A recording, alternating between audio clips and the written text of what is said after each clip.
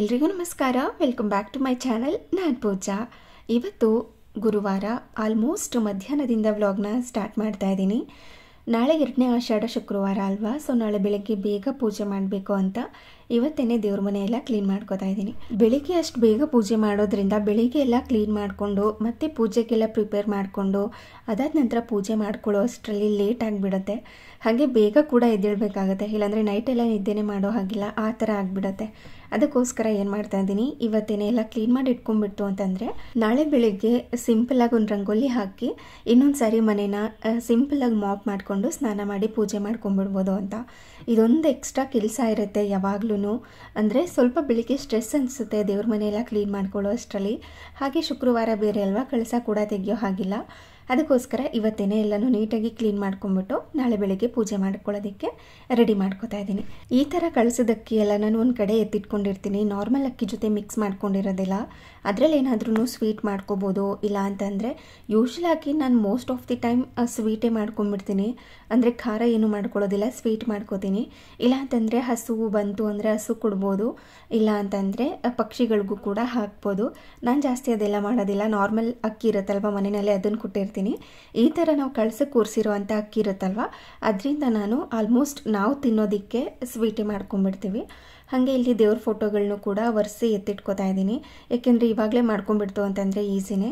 ನಾನು ಈ ಆಷಾಢ ಏನು ದಿನ ಇರುತ್ತಲ್ವ, ಈ ಆಷಾಢ ಶುಕ್ರವಾರಗಳು ಆ ಟೈಮ್ನಲ್ಲಿ ವಾರಕ್ಕೆ ಒಂದು ಸತಿ ಗುರುವಾರ ಈ ದೇವ್ರ ಫೋಟೋ ಎಲ್ಲ ಕ್ಲೀನ್ ಮಾಡಿಕೊಂಡು ಹಾಗೆಯೇ ದೇವ್ರ ಮನೆ ಪಾತ್ರೆ ಎಲ್ಲ ತೊಳೆದು ದೇವ್ರ ಮನೆ ಎಲ್ಲ ನೀಟಾಗಿ ಒರೆಸಿ ಕ್ಲೀನ್ ಮಾಡ್ಕೊಂಡು ಪೂಜೆ ಮಾಡ್ತೀನಿ. ಇನ್ನು ನಾರ್ಮಲ್ ಡೇಸಲ್ಲೂ ಕೂಡ ಹಾಗೇ ಇರುತ್ತೆ.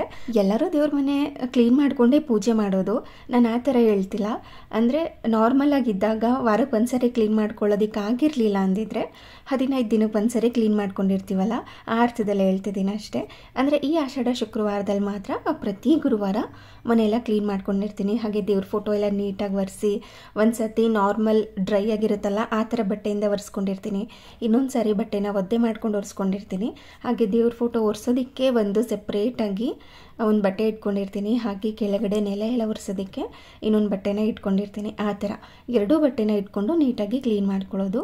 ಇನ್ನು ಹುಣಸೆ ಹಣ್ಣು, ಸ್ವಲ್ಪ ಸಬೀನಾ ಪೌಡರ್, ಬೇಕು ಅಂದರೆ ಸೋಪಿನ ಪುಡಿ ಹಾಕ್ಕೊಂಡು ಕ್ಲೀನ್ ಮಾಡ್ಕೋಬೋದು. ಸೊ ಹಾಗಾಗಿ ಇದೆಲ್ಲನೂ ಕೂಡ ಒಂದು ಸೈಡಲ್ಲಿ ಎತ್ತಿಟ್ಕೊಂಡು ನೀಟಾಗಿ ಇವಾಗ ದೇವ್ರ ಮನೆ ಪಾತ್ರೆಗಳನ್ನ ತೊಳ್ಕೊಳ್ಳೋದು.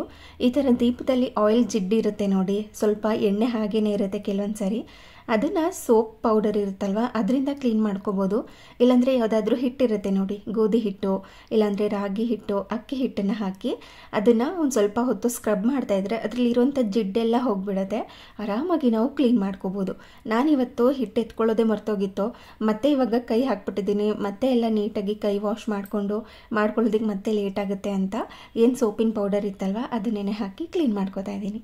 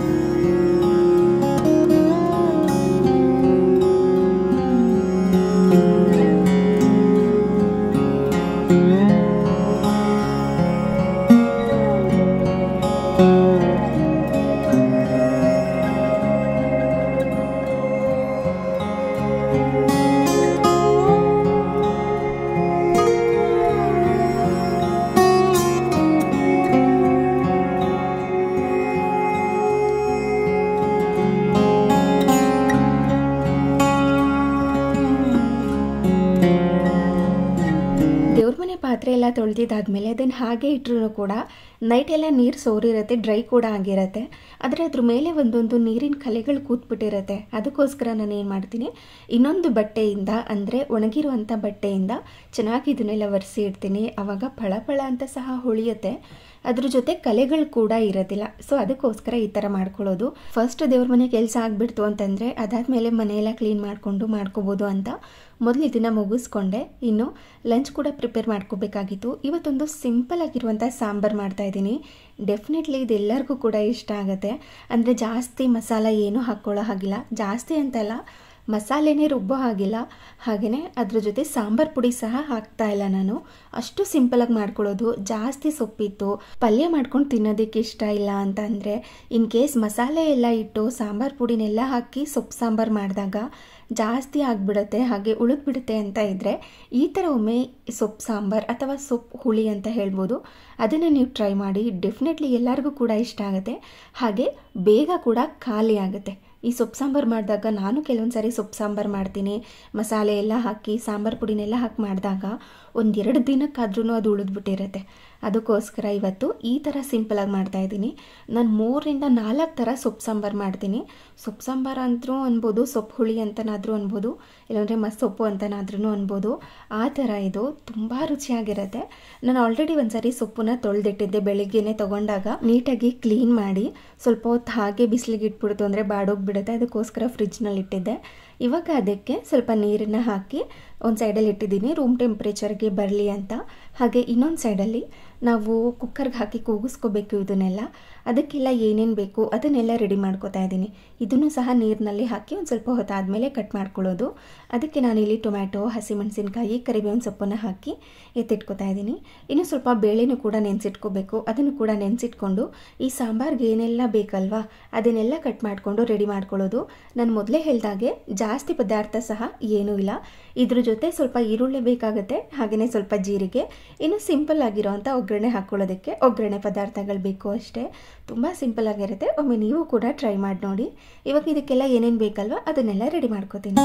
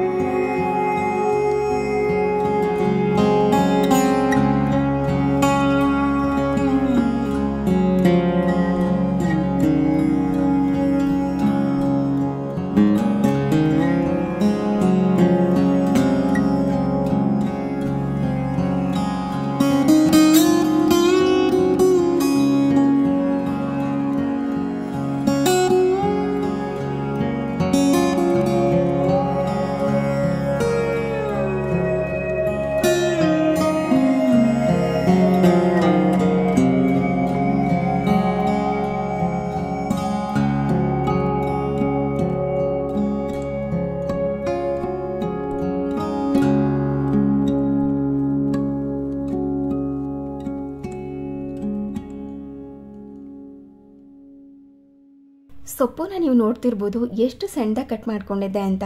ಇದನ್ನು ಮಸ್ತು ಮಾಡೋದ್ರಿಂದ ಸೊಪ್ಪನ್ನು ಹಾಗೆ ಹಾಕಿದ್ರೆ ಕಡ್ಡಿ ಕಡ್ಡಿ ಥರ ಅನಿಸ್ಬಿಡುತ್ತೆ. ಅದಕ್ಕೋಸ್ಕರ ಸಣ್ಣದಾಗಿ ಕಟ್ ಮಾಡ್ಕೊಂಡಿದ್ದೀನಿ. ಟೊಮ್ಯಾಟೊ ಎಲ್ಲ ಕಟ್ ಮಾಡ್ಕೊಳ್ಳೋದಕ್ಕೆ ರೆಡ್ ಕಲರ್ ಚಾಕು ಇದೆ ಅಲ್ವಾ, ಅದು ಪರ್ಫೆಕ್ಟ್. ಈ ಥರ ಚಾಕು ಅಷ್ಟೊಂದು ಸೂಟ್ ಆಗೋದಿಲ್ಲ. ಸೊ ಅದಕ್ಕೋಸ್ಕರ ಇದನ್ನು ಚೇಂಜ್ ಮಾಡ್ಕೋತಾ ಇರ್ತೀನಿ ಅವಾಗವಾಗ. ಯಾರೋ ಒಬ್ಬರು ಯಾವಾಗಲೂ ಕಮೆಂಟ್ ಮಾಡೋರು, ವ್ಲಾಗ್ ಸ್ಟಾರ್ಟ್ ಮಾಡಿದಾಗಿಂದನೂ ಅದೇ ಚಾಕು ಯೂಸ್ ಮಾಡ್ತಾ ಇದ್ದೀರಲ್ಲ ಪೂಜಾ ಅಂತ. ಯಾಕೆಂದರೆ ಅದು ಅಷ್ಟು ಚೆನ್ನಾಗಿದೆ. ಒಬ್ಬೊಬ್ರಿಗೆ ಕೆಲವೊಂದು ಚಾಕು ತುಂಬ ಇಷ್ಟ ಆಗಿಬಿಟ್ಟಿರುತ್ತೆ, ಅಂದರೆ ಅದು ನಮಗೆ ಹ್ಯಾಂಡಲ್ ಮಾಡೋದು ತುಂಬ ಚೆನ್ನಾಗಿ ಗೊತ್ತಿರುತ್ತೆ. ಸೊ ಹಾಗಾಗಿ ಅದು ಈಸಿ ಅಂತ ಅನಿಸುತ್ತೆ. ಸೊ ಹಾಗಾಗಿ ಅವಾಗವಾಗ ಚೇಂಜ್ ಮಾಡ್ಕೋತಾ ಇರ್ತೀನಿ. ಇವಾಗ ಈರುಳ್ಳಿ, ಟೊಮ್ಯಾಟೊ, ಸೊಪ್ಪು, ಹಸಿಮೆಣಸಿನ್ಕಾಯಿ ಇದನ್ನೆಲ್ಲ ಕಟ್ ಮಾಡ್ಕೊಂಡಿದ್ದಾಯಿತು.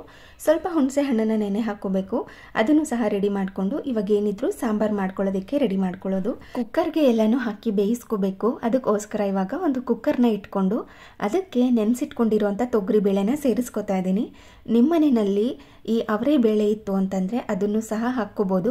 ನಾನು ಇದನ್ನು ಒಂದು ಯೂಟ್ಯೂಬ್ ರೆಸಿಪಿ ನೋಡಿ ಕಲ್ತ್ಕೊಂಡಿದ್ದು. ನಮ್ಮ ಮನೇಲಂತೂ ಎಲ್ಲರಿಗೂ ಕೂಡ ತುಂಬ ಇಷ್ಟ ಆಯಿತು.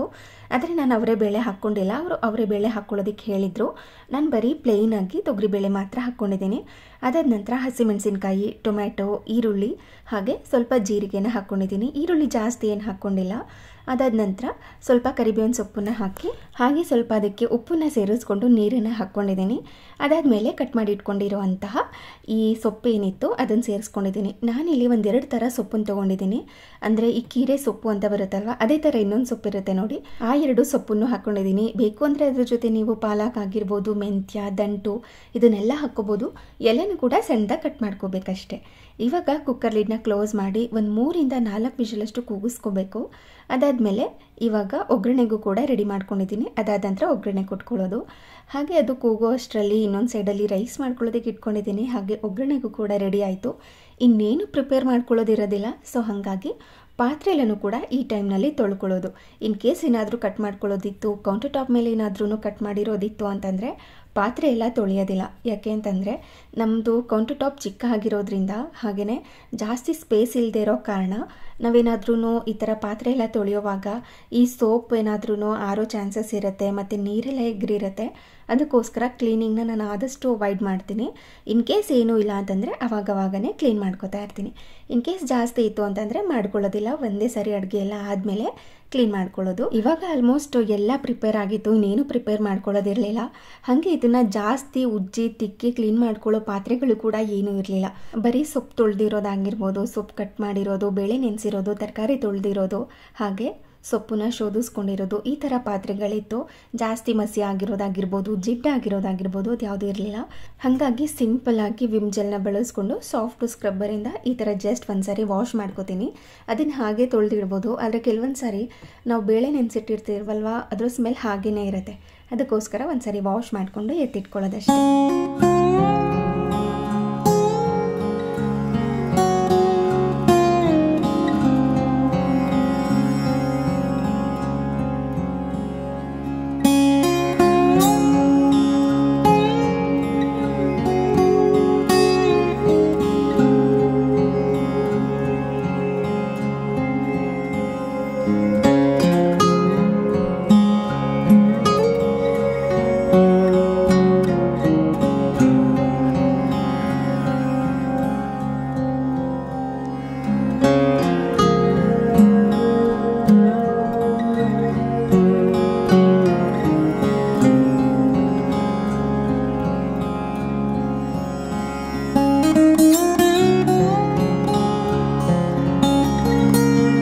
ಹಾಗೆಯೇ ನಾನು ಈ ಕುಕ್ಕರ್ನ ತುಂಬ ಇಷ್ಟಪಟ್ಟು ತೊಗೊಂಡಿದ್ದೆ. ಯಾಕೆಂದರೆ ಮೊದಲು ಒಂದು ಕುಕ್ಕರ್ ಇತ್ತು, ನಾನು ಶಾರ್ಟ್ಸಲ್ಲಿ ಕೂಡ ಹಾಕಿದ್ದೀನಿ ಅಂತ ಅನ್ಕೋತೀನಿ. ಅದು ಈ ಥರ ಇರಲಿಲ್ಲ. ಏನಾದ್ರೂ ಕೂಗಿದಾಗ ಇನ್ ಕೇಸ್ ಜಾಸ್ತಿ ನೀರು ಬಂತು ಅಂತಂದರೆ ಹೊರಗಡೆ ಎಲ್ಲ ಚೆಲ್ಲೋಗಿಬಿಡೋದು. ಆದರೆ ಈ ಥರ ಕುಕ್ಕರ್ ಇದೆ ಅಲ್ವಾ, ಇದು ಕೂಗಿದ್ರೂ ಸ್ವಲ್ಪ ನೀರು ಬಂದ್ರೂ ಕೂಡ ಈ ಕ್ಯಾಪ್ ಡಿಸೈನ್ ಮಾಡಿರೋದೇ ಆಗಿದೆ, ಜಾಸ್ತಿ ಅದು ಹೊರಗಡೆ ಚೆಲ್ಲೋದಿಲ್ಲ. ಅದಕ್ಕೋಸ್ಕರ ಇದನ್ನು ಬಹಳ ಇಷ್ಟಪಟ್ಟು ಒನ್ ಟೈಮ್ ಇನ್ವೆಸ್ಟ್ಮೆಂಟ್ ಅಂತ ಅಂದ್ಕೊಂಡು ತೊಗೊಂಡಿದ್ದೀನಿ. ಕುಕ್ಕರ್ ಅಂತೂ ಬಹಳ ಚೆನ್ನಾಗಿದೆ. ಇದ್ರ ಲಿಂಕ್ ಬೇಕಿದ್ರೆ ನಾನು ಡಿಸ್ಕ್ರಿಪ್ಷನ್ ಬಾಕ್ಸ್ನಲ್ಲಿ ಕೊಟ್ಟಿರ್ತೀನಿ, ಚೆಕ್ ಮಾಡ್ಕೊಳ್ಳಿ. ತುಂಬ ಹೆವಿಯಾಗಿದೆ, ನನಗಂತೂ ಸಿಕ್ಕಾಪಟ್ಟೆ ಇಷ್ಟ. ಅಷ್ಟು ದುಡ್ಡು ಕೊಟ್ಟು ತೊಗೊಂಡಿದ್ದಕ್ಕೂ ಸಾರ್ಥಕ ಆಯಿತು ಅಂತ ಅಂದ್ಕೊಂಡೆ. ಹಾಗೆ ಇವಾಗ ಕುಕ್ಕರ್ ಕೂಲ್ ಕೂಡ ಆಗಿತ್ತು. ಇದನ್ನು ಓಪನ್ ಮಾಡಿಕೊಂಡು ಚೆನ್ನಾಗಿ ಇದನ್ನು ಮಸ್ತಿದ್ದೀನಿ. ಬೇಕು ಅಂದರೆ ನೀವು ಇನ್ನೊಂದು ಸ್ವಲ್ಪ ನೀರನ್ನು ಹಾಕ್ಕೋಬೋದು. ಈ ಥರ ಕನ್ಸಿಸ್ಟೆನ್ಸಿ ಮಾಡಿಕೊಂಡ್ರೆ ತುಂಬ ರುಚಿಯಾಗಿರುತ್ತೆ. ಹಾಗೆ ಇದಕ್ಕೆ ಹುಣಸೆ ಹಣ್ಣಿನ ರಸ ಹಾಕ್ಕೊಂಡಿದ್ದೀನಿ. ಬೇಕು ಅಂತಂದರೆ ನೀವು ಇವಾಗ ಉಪ್ಪನ್ನು ನೋಡಿಕೊಂಡು ಉಪ್ಪೇನಾದರೂ ಬೇಕು ಅನಿಸಿದ್ರೆ ಹಾಕ್ಕೋಬೋದು. ನಂತರ ಇದಕ್ಕೊಂದು ಸಿಂಪಲ್ ಆಗಿರುವಂಥ ಒಗ್ಗರಣೆ. ಒಂದು ಪ್ಯಾನ್ಗೆ ಸ್ವಲ್ಪ ಎಣ್ಣೆನ ಹಾಕಿ ಅದು ಕಾದಾದ ನಂತರ ಸಾಸಿವೆ, ಕ್ರಷ್ ಮಾಡಿ ಇಟ್ಕೊಂಡಿರುವಂಥ ಬೆಳ್ಳುಳ್ಳಿ, ಕರಿಬೇವಿನ ಸೊಪ್ಪು, ಒಣಗಿರುವಂಥ ಮೆಣಸಿನಕಾಯಿ, ಸಣ್ಣದಾಗಿ ಕಟ್ ಮಾಡಿ ಇಟ್ಕೊಂಡಿರುವಂಥ ಈರುಳ್ಳಿ ಇದನ್ನೆಲ್ಲನೂ ಹಾಕಿ ಒಗ್ಗರಣೆ ಕೊಟ್ಕೊಳ್ಳೋದು. ಹಿಂಗೇನು ಅಗತ್ಯ ಇಲ್ಲ, ಬೆಳ್ಳುಳ್ಳಿ ಹಾಕ್ಕೊಂಡಿರ್ತೀವಲ್ವ. ಹಾಗೆ ಎಣ್ಣೆ ಚೆನ್ನಾಗಿ ಕಾದಾದ ಮೇಲೇ ಈ ಒಗ್ಗರಣೆ ಹಾಕ್ಕೋಬೇಕು. ಒಗ್ಗರಣೆ ಹಾಕ್ತಾ ಇದ್ದಂಗೆ ಏನಾದರೂ ಘಮ ಬಂದ್ಬಿಡುತ್ತೆ, ರುಚಿನೂ ಕೂಡ ತುಂಬ ಚೆನ್ನಾಗಿರುತ್ತೆ. ನಾನು ಮೊದಲೇ ಹೇಳಿದಾಗೆ ಕಟ್ ಮಾಡಿ ಇಟ್ಕೊಂಡಿರುವಂಥ ಈರುಳ್ಳಿನಲ್ಲಿ ಬೇಯಿಸ್ಕೊಳ್ಳೋದಕ್ಕೆ ಸ್ವಲ್ಪ ಹಾಕ್ಕೊಂಡಿದ್ವಿ, ಮಿಕ್ಕೊಂಡಿರುವಂಥದ್ದೆಲ್ಲ ಒಗ್ಗರಣೆಗೋಸ್ಕರ ಅಂತ. ಇವಾಗ ಈ ಒಗ್ಗರಣೆನ ಕುದಿತಾ ಇರೋವಂಥ ಈ ಮಸೊಪ್ಪಿಗೆ ಸೇರಿಸ್ಕೊಂಡ್ಮೇಲೆ ಚೆನ್ನಾಗಿ ಇದನ್ನು ಮಿಕ್ಸ್ ಮಾಡ್ಕೊಳ್ಳೋದಷ್ಟೇ. ಬಿಸಿ ಬಿಸಿ ಅನ್ನೋ ಜೊತೆ ಇಲ್ಲ ಅಂತಂದರೆ ಬಿಸಿ ಬಿಸಿ ಮುದ್ದೆ ಜೊತೆ ಕೂಡ ತುಂಬ ಚೆನ್ನಾಗಿರುತ್ತೆ. ಇನ್ನೂ ಗಟ್ಟಿಯಾಗಿ ಮಾಡ್ಕೋತೀವಿ ಅಂತಂದರೆ ಅದು ಚಪಾತಿಗೂ ಕೂಡ ತುಂಬ ಚೆನ್ನಾಗಿರುತ್ತೆ. ಬೇಕಿದ್ರೆ ಒಮ್ಮೆ ನೀವು ಕೂಡ ಟ್ರೈ ಮಾಡಿ ನೋಡಿ. ನಾನಿವತ್ತು ಬಿಸಿ ಬಿಸಿ ಅನ್ನೋ ಜೊತೆ ಪೇರ್ ಮಾಡ್ಕೊಂಡಿದ್ದೆ. ಹಾಗೆ ತುಂಬ ಸಿಂಪಲ್ ಆಗಿರುತ್ತೆ. ಹಾಗೆ ಇದಾಗಿತ್ತು ಇವತ್ತಿನ ವಿಡಿಯೋ.